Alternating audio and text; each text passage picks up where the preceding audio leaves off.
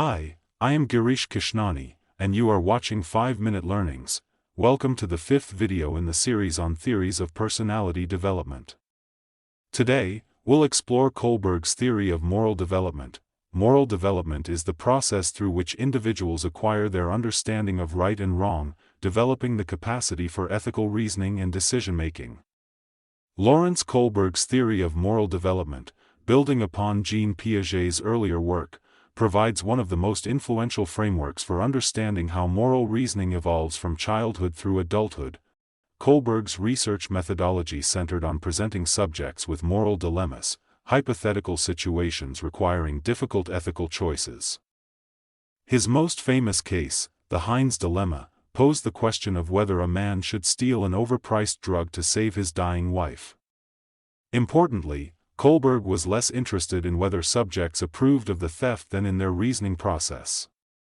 This approach revealed distinct patterns in how people at different developmental stages justify moral decisions. According to him, an individual goes through 3 levels of moral development, further divided in 6 stages. Level 1, pre-conventional morality, typically ages 4 to 10. At this earliest level, children's moral judgments are based primarily on external consequences. Stage 1. Obedience and punishment orientation, focus, avoiding punishment. Reasoning. Stealing is bad because you'll get arrested. Characteristics. Rules are seen as absolute and unchangeable. Authority figures determine what's right, little consideration of others' perspectives.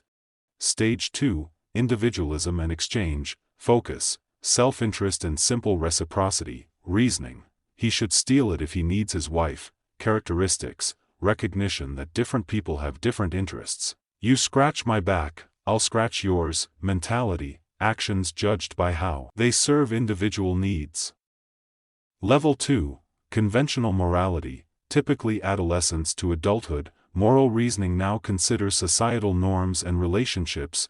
Stage 3. Good interpersonal relationships, focus, being a good person and maintaining relationships. Reasoning. He shouldn't steal because people will think he's bad. Characteristics. Emphasis on trust, care, and loyalty. Desire to be seen as virtuous by others. Consideration of intentions behind actions. Stage 4. Maintaining social order, focus, laws and societal functioning. Reasoning. Stealing undermines society's rules. Characteristics. Concern for maintaining social institutions. Belief that laws should be uniformly applied. Duty and responsibility become important. Level 3. Post-conventional morality, rare, typically adulthood. Moral reasoning transcends concrete laws to consider abstract principles. Stage 5. Social contract and individual rights, focus, balancing individual rights with social good. Reasoning.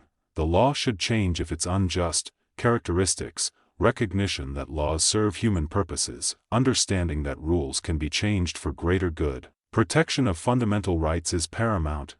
Stage 6. Universal ethical principles. Focus, self-chosen ethical principles. Reasoning. Life is more sacred than property. Characteristics. Commitment to justice, equality, and human dignity. Willingness to disobey unjust laws.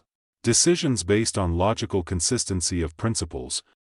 Kohlberg's longitudinal studies revealed, only about 20 to 25% of adults reach post-conventional stages. Most adults remain at conventional levels of reasoning. Progression through stages is sequential and irreversible. Higher stages correlate with greater education and cognitive ability.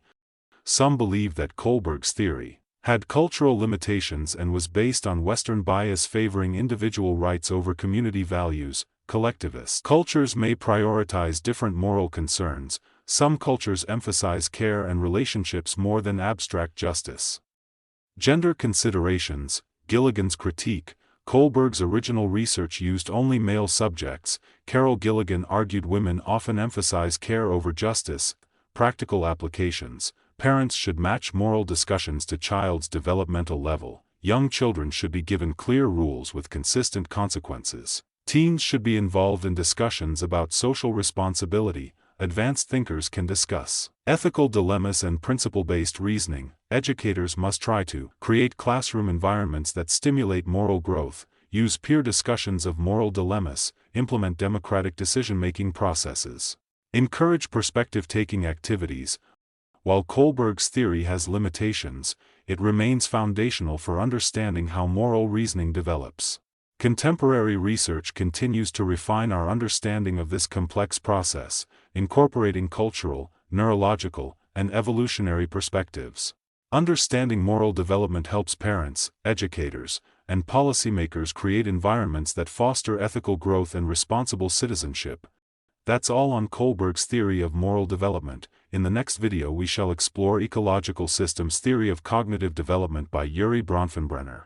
Hope you found this video helpful. If you liked it, please give me a thumbs up, and follow or subscribe to my channel 5-Minute Learnings, and do remember to hit the bell icon to get notified on new content. Thanks for watching.